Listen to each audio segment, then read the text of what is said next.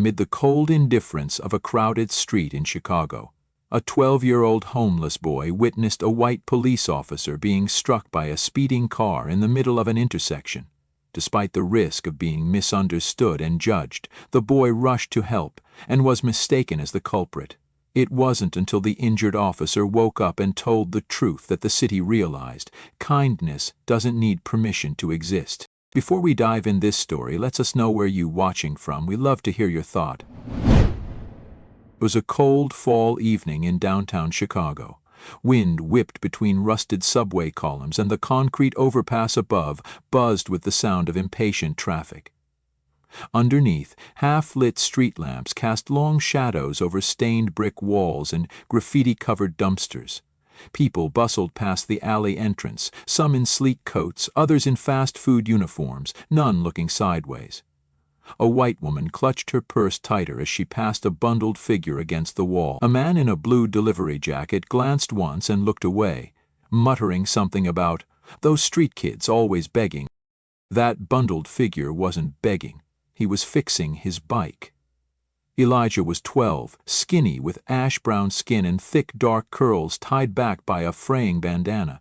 He wore an oversized gray hoodie stained with old grease and jeans 2 sizes too big, cinched at the waist with a broken bungee cord. His sneakers didn't match.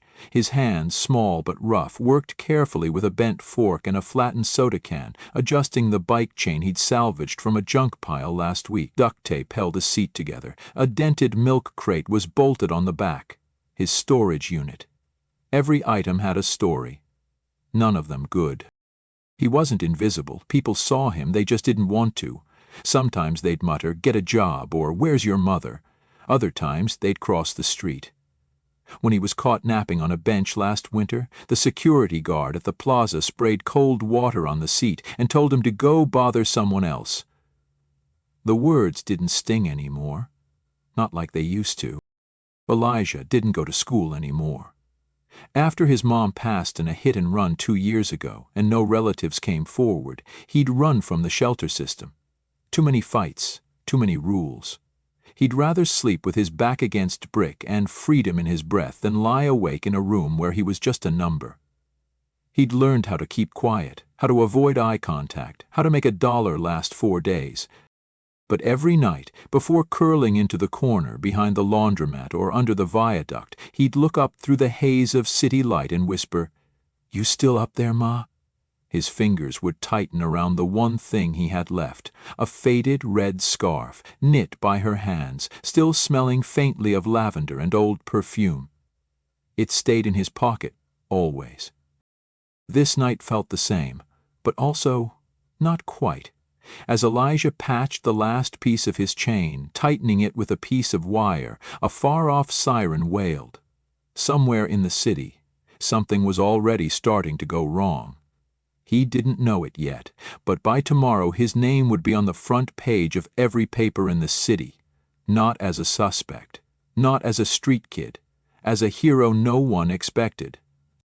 By the time the sun dipped low behind the skyline, Elijah had pedaled into the loop, weaving carefully between clusters of honking cars and flashing orange lights. The air was heavier here, smelled like exhaust, burnt pretzels and wet concrete. The streets pulsed with impatience. Office workers poured out of revolving glass doors, holding phones to ears, dodging puddles with designer shoes. Food trucks lined the curb, and a saxophonist on the corner tried to outplay the traffic noise. No one paid attention. Elijah kept his eyes low, hood up.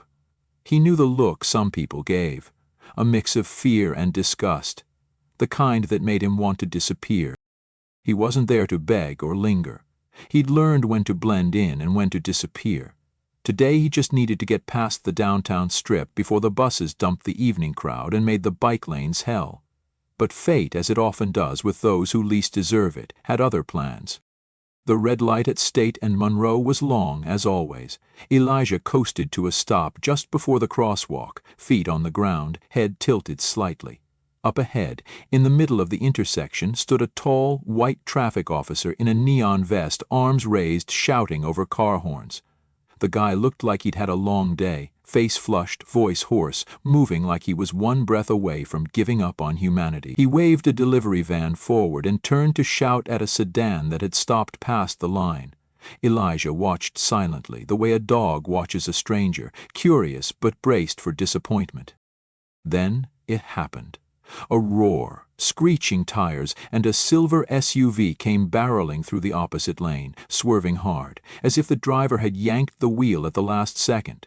People on the sidewalk screamed. The traffic cop turned, hands barely raised before the vehicle slammed into him with brutal force.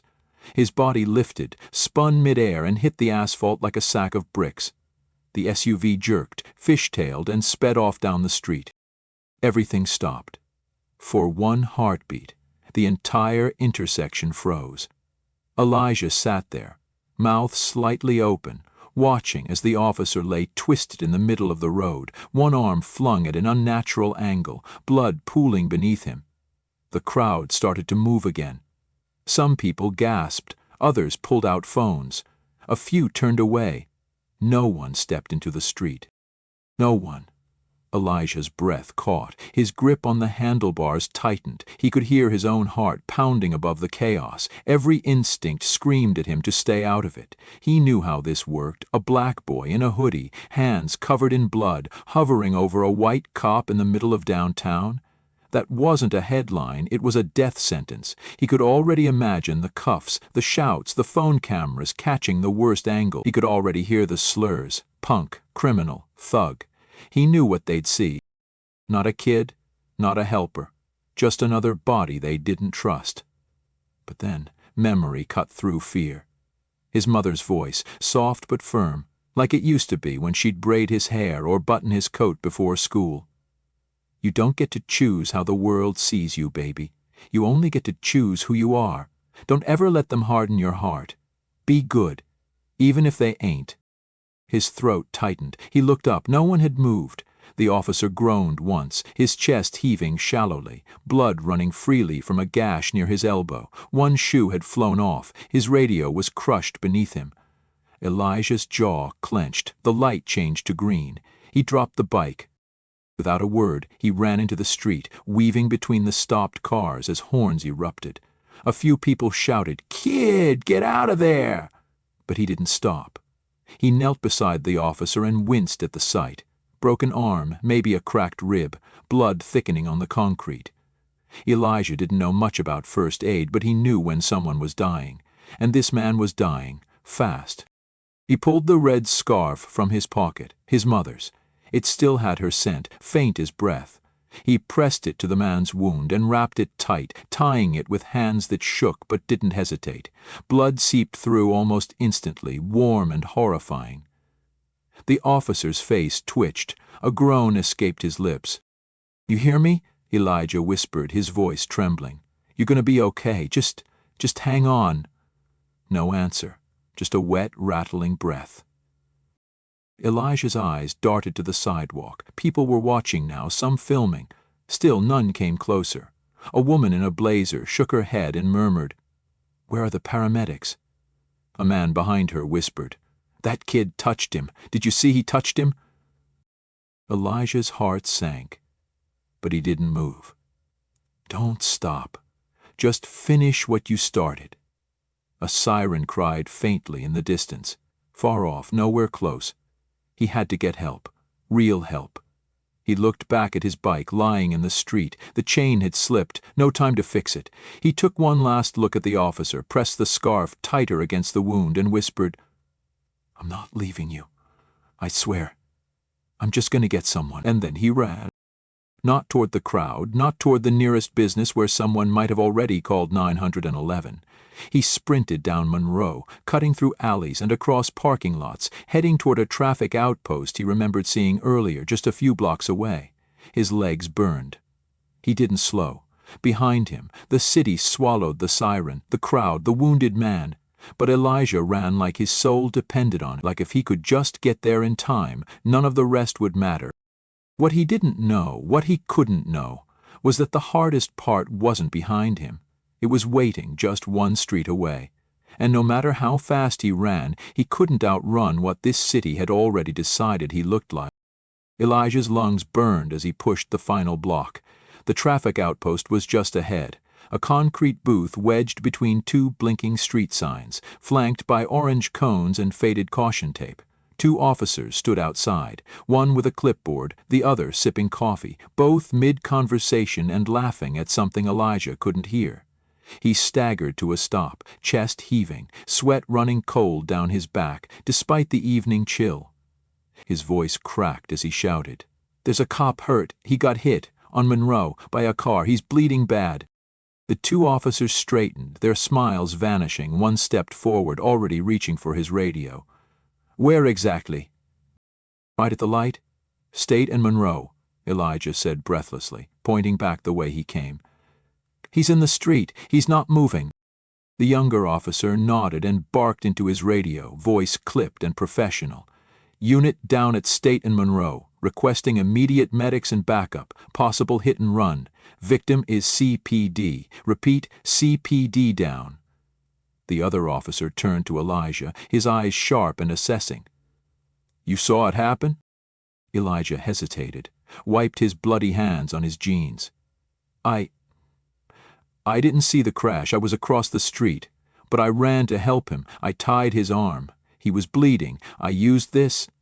He reached into his pocket slowly, deliberately, and held up the scarf. It was soaked dark red, twisted and clotted. "It's mine. I tried to stop the bleeding."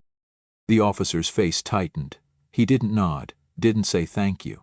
His gaze drifted to Elijah's hoodie, his scuffed shoes, the dirt under his fingernails, the blood smeared across his palms. Then to his face, that untrusting, measuring stare, like trying to solve a puzzle where the pieces didn't look right.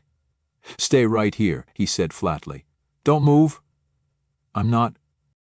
Within minutes, they were back at the scene. Flashing lights painted the buildings blue and red. A small crowd had formed, cordoned off by yellow tape and an officer barking orders. Elijah ran beside the two patrolmen, heart racing with hope and dread, hoping the officer was still alive. He saw the man still on the pavement, though someone had repositioned him slightly. A paramedic hovered over him, inserting an IV. Another medic looked up as they approached. Massive blunt force trauma, lost a lot of blood, might have severed a vein in the forearm. "That scarf," the younger officer beside Elijah said suddenly, pointing. "That it?" The medic nodded. "Yeah, whoever tied it probably bought him time." Elijah exhaled, something like relief catching in his throat. But then, the older officer stepped between him and the scene. "You said you found him like that?" "Yes, sir." "And you tied the arm?" "Yes, with my scarf. I didn't hurt him, I just tried to help." "Then why the hell's your DNA all over a downed cop?" The voice didn't rise, but the threat behind it did. "I told you I helped. You got no idea?" "I don't. No address. I live around."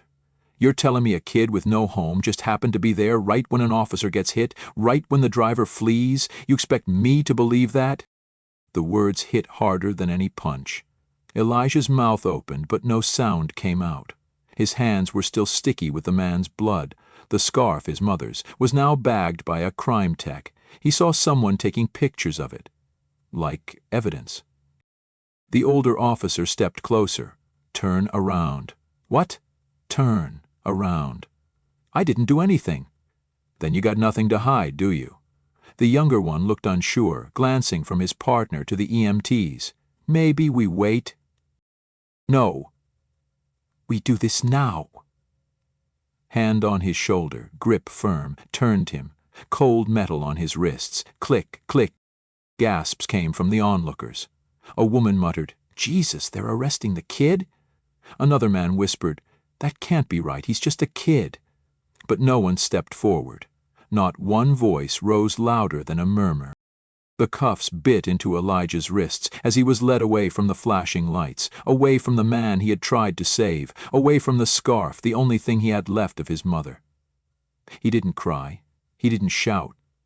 He'd learned a long time ago that black boys who raise their voices don't get heard. They get handled. At the squad car he tried once, just once. "I didn't hurt him. I saved him." The older officer snorted. "We'll see what the evidence says." Elijah sat in the back seat, heart pounding, throat dry, watching the skyline shrink as they pulled away. He wasn't angry yet, not fully. Mostly he felt the deep, familiar ache of being unseen, unheard, judged before he even got to explain. He thought of his mother, her voice in his head, telling him to do the right thing, be good even if they ain't. He had done what she asked. He had done everything right, and still, here he was, in cuffs, with a record maybe about to be written in ink he couldn't erase. At the station, no one met him with empathy. They took his hoodie, his shoes, fingerprinted him. When he told them again what happened, they wrote it down like they were logging an excuse. When he asked if the officer was alive, no one answered.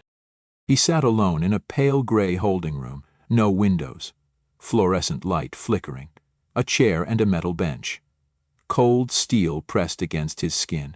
He rubbed his thumb over the spot where the scarf used to rest in his pocket. It was gone now, probably bagged and tagged like some clue from a crime scene. He closed his eyes, not to sleep, just to escape. And that's when the shame came in. Not for helping, but for hoping. Hoping they'd see him, hoping someone would say thank you, hoping being decent was enough to keep the world from turning on you. He should have known better. But still, if given the choice again, he wasn't sure he'd do it differently. The fluorescent lights in the holding cell buzzed overhead, a sound Elijah had grown used to in the last few hours, but still couldn't block out. The bench beneath him was cold, unforgiving, as if it were meant to remind you that comfort wasn't part of this place. He sat with his back against the wall, arms folded, eyes vacant. They'd taken his hoodie, his scarf, his voice. No one had spoken to him in over an hour. No lawyer, no social worker. Just stare, some suspicious, some empty, most avoiding him altogether like he was a smudge on the floor no one wanted to clean. A female officer had handed him a plastic cup of water earlier, but she didn't say a word, just placed it on the metal table and left. Elijah didn't drink it. His mouth was dry, but something in him refused the gesture, not out of pride, but survival. When the world only gives you scraps, you learn to stop taking handouts that come without humanity. He didn't want their pity. He wanted someone to listen. He played the moments back in his head over and over. The screech, the slam, the blood, the silence, the way the officer looked up at him, barely conscious, the way his fingers had twitched when Elijah tied the scarf around his arm. That had to mean something. Someone saw, someone had to have seen what he did. But the more he thought about it, the more it felt like hope was slipping through cracks he couldn't seal. The door opened. Sharp click of boots. A woman in a tan coat, early 30s maybe, stepped in holding a clipboard. Her badge read Detective Marquez. She didn't sit. She leaned against the table, eyes scanning him like a puzzle she didn't have all the pieces for. Elijah, right? Her voice wasn't cruel, but it wasn't soft either. He nodded, barely. You know why you're here? I didn't hurt him, he said, eyes finally locking with hers. I helped. I've read the initial report, she said. Officers said you arrived at the outpost alone, hands covered in blood, claimed a cop had been hit. You gave them a scarf as evidence, your scarf. It wasn't evidence, it was his tourniquet, Elijah said. He was bleeding. I wrapped his arm. I told them. I know, she replied, flipping a page. But you see the problem, right? No witnesses, no cameras caught the impact, just the aftermath. You, next to him, covered in blood, that's all we've got. Elijah's voice trembled now, not from fear, but from the weight of everything being turned backward. You think I would do that, and then come tell you? She looked up at him, and for a second something changed. Her gaze softened just a little. I didn't say I think you did, but I'm not the only one asking questions. He leaned forward now, chest tight. Is he alive? A pause. He's in critical condition. Lost a lot of blood. Surgery took hours. He's sedated now, but stable. Elijah sank back. A breath he didn't know he'd been holding finally escaped his lips. He's going to make it? If nothing changes overnight, yes. Silence stretched between them. She stood straight and moved to the door, hand on the knob. Before leaving, she turned and said, I'll be back in the morning. If you think of anything else, anything that might help, Now's the time. I already told you everything, Elijah whispered, more to himself than her, but she heard it. The door clicked shut behind her. Meanwhile, on the 5th floor of Mercy Hospital, in a room flooded with sterile light and hushed urgency, the officer lay in bed, pale, unconscious, a tube down his throat, an IV in each arm. Machines beeped, steady and calm now, like the worst had passed, but the battle hadn't ended. A nurse adjusted the blanket at his feet. Another checked the monitors and noted vitals on a clipboard. No one spoke.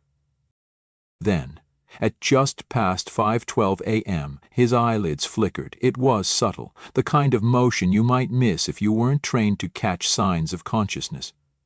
The nurse moved closer, leaned in. "Detective Moran?"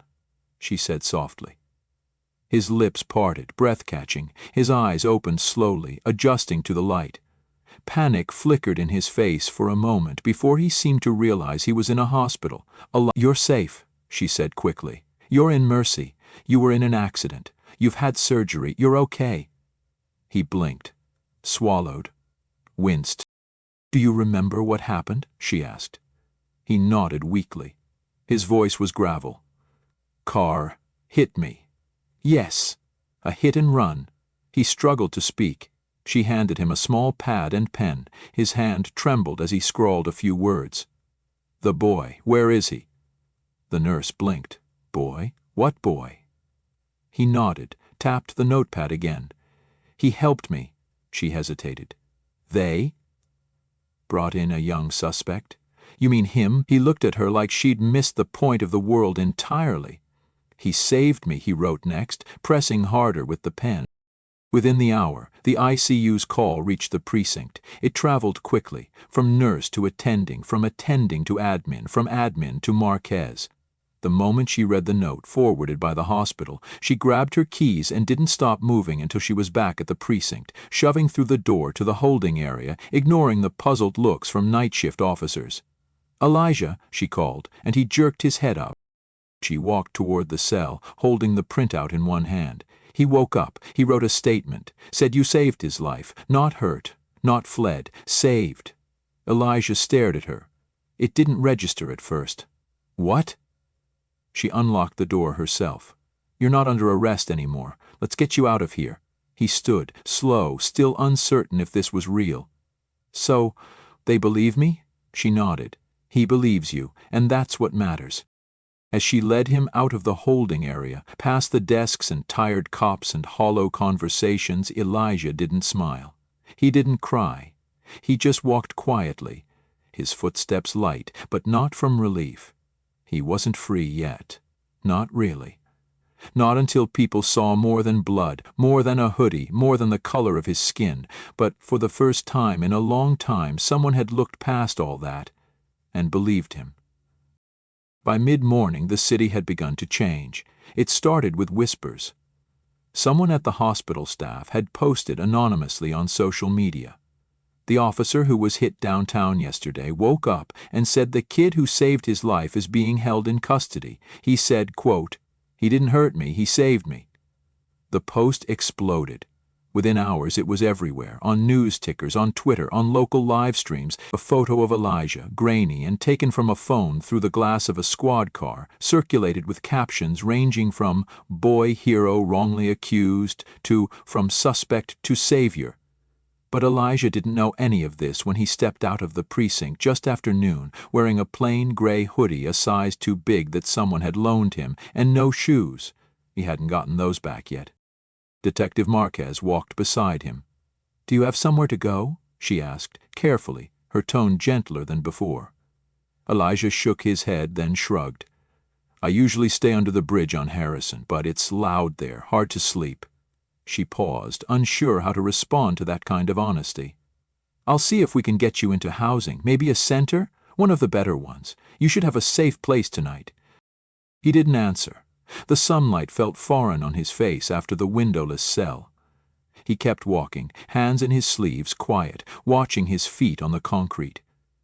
They passed a bakery, and the smell of cinnamon and butter nearly brought tears to his eyes. His stomach growled.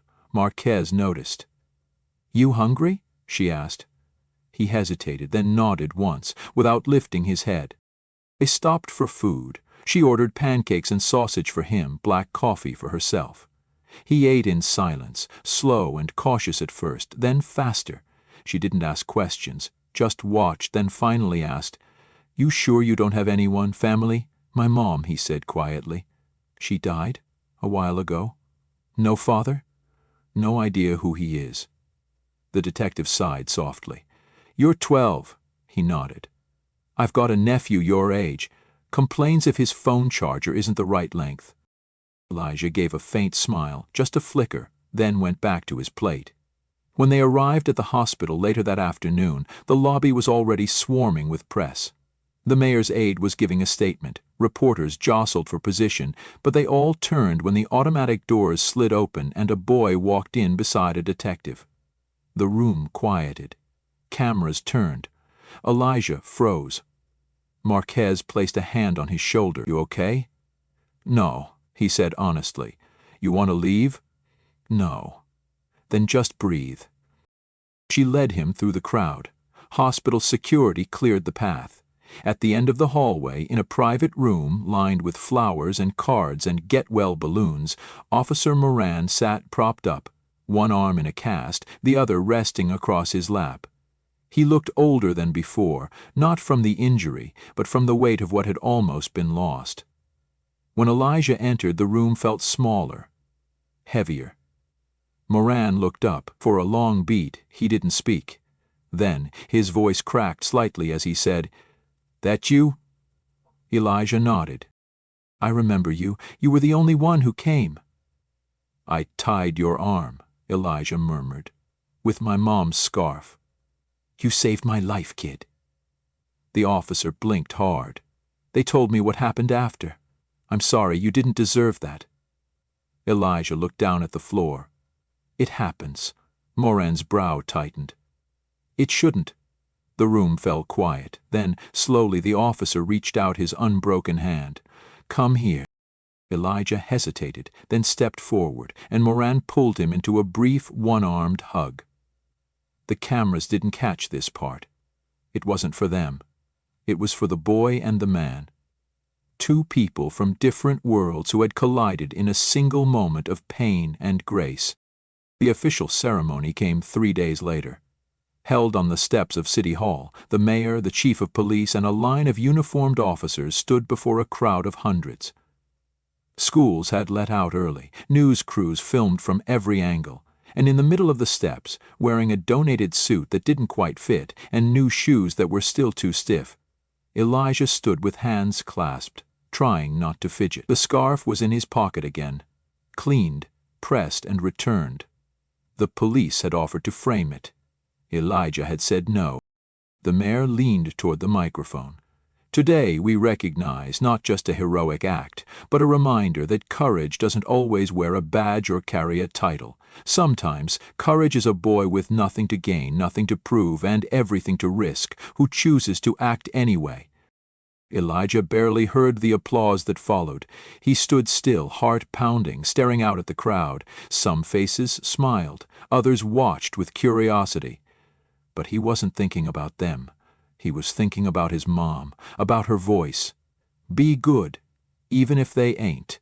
And now, maybe for the first time, someone had finally seen the boy she raised.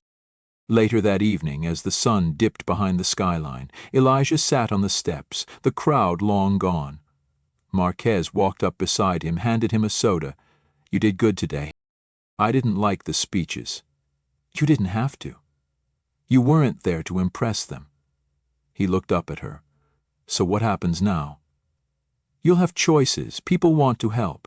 I'll make sure you're not back on the street tonight. After that, we figure it out. You've earned that." He looked out at the city, lights flickering on like stars waking up. "Do you think they'll forget me?" he asked. She shook her head. "Not a chance." But even if they did, he knew now that he wouldn't forget himself. And maybe that was what mattered most. He wasn't just a shadow anymore. He wasn't just another face in a system that never asked his name. He had a story now. A name, a moment that no one could take. Elijah, the boy who stayed, the boy who saved, the boy who was finally seen. Join us to share meaningful stories by hitting the like and subscribe buttons. Don't forget to turn on the notification bell to start your day with profound lessons and heartfelt empathy.